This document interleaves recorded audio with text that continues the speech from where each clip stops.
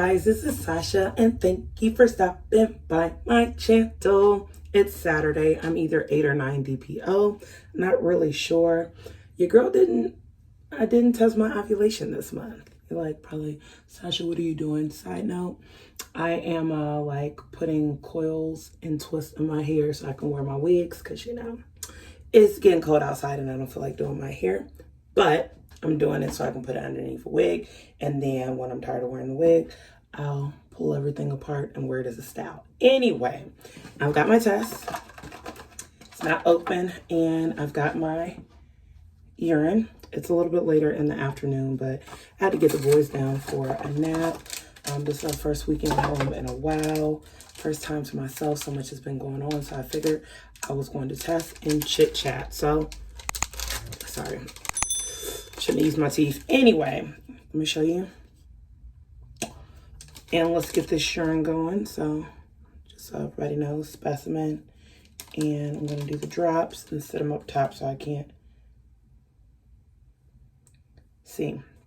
But yeah, a lot's been going on. I have the date for hubby's open heart surgery.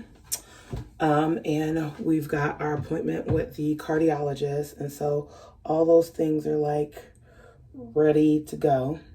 But I think the bigger thing is we already kind of talked, and the main reason I did not track is so I don't stress. He doesn't stress. We know if we haven't conceived by the time his open heart surgery is, then we are clearly going to be taking a break. We cannot TTC, and he's just had that major surgery. And it'll be a good time for me to work on my weight and my own mental and physical health, all the above. And I've talked about it a little bit in terms of knowing that I need to do it, but there's just a bigger push. I have gained so much weight, you guys. And I'll post a picture. It's a little depressing, but you'll see where I was even down to a year ago. I am up from that 80 pounds since this IUD removal, almost closer to 90 pounds up from my lowest. And I can't control everything. It's so much stress, but what I can do is start working on me and being a better version of me so that I can help my husband with his recovery, be there as a good mother for my sons, and just be there for myself. And I feel like I'm suffocating. I don't know about you guys in your TCC journey, but it is really easy to get overwhelmed and get swallowed in to wanting another baby and the stress of everything.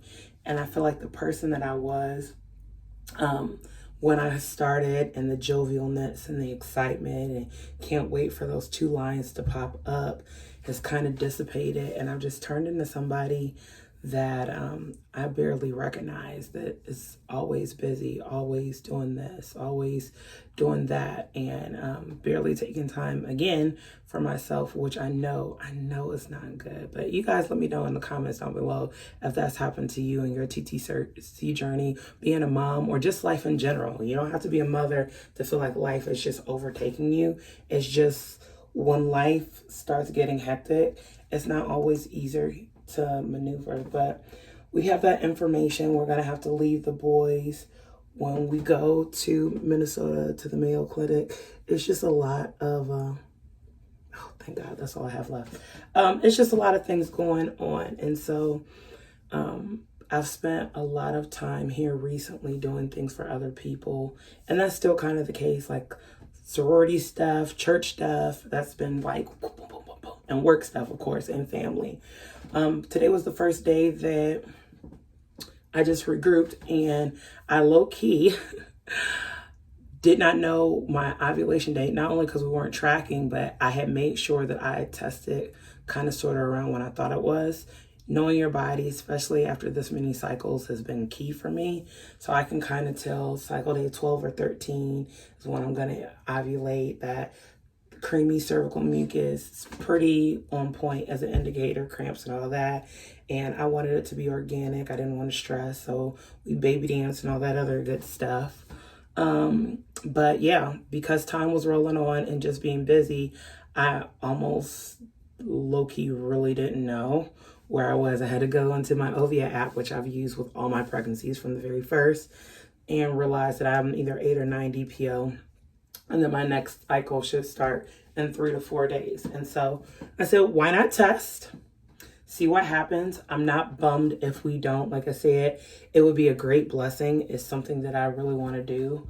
And I really want to come to pass, but there's so many things that you just hear and people tell you can't receive everything in your spirit. So between him still getting his injections for the neuroendocrine tumors, and then getting prepared for the heart surgery, and then some doctors saying, no, you shouldn't try, and then others like, there's no research, and you know, maybe it's just a lot of opinions.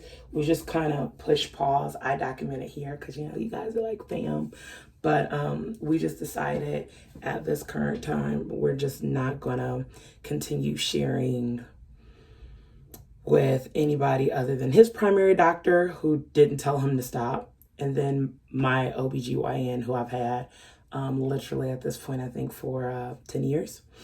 And so I will be getting that appointment soon. He told me to wait till closer to November. So I think this week coming up, if AF does come, which I'm hoping she doesn't, but if AF does come, I do just kind of want to get the ball rolling. The main concern that I have on my end, and I think I've shared this before, on why we might not have conceived even before the diagnosis of the tumors, is concern about scarring. I've had 2 C-sections, and I know that there can be scarring that causes blockage to the uterus. And so I would really love to have like a vaginal ultrasound that would let me know if my tubes are open and healthy and not blocked, as a sense of relief. And then if we have not conceived by his surgery, like I said, your girl is going to be working on the health, and I'm going to be taking you guys along. I was very hesitant, but I'm going to take you along from the beginning to wherever I am at. Hopefully it'll help people, because this pandemic has been rough. It has been very difficult, and it has taken a huge toll on me, more than I realized.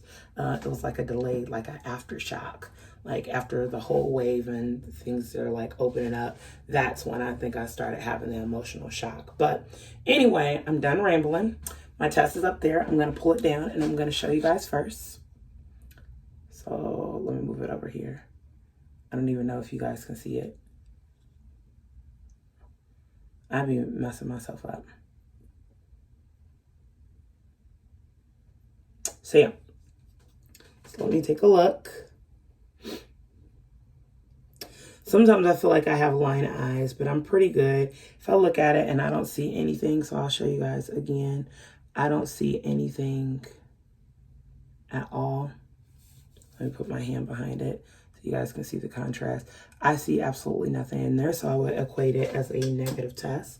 No tears this time, because again, whatever God has for us is going to come to pass. And it's been so many cycles and so many negative tests. I just continue to pray to the good Lord above.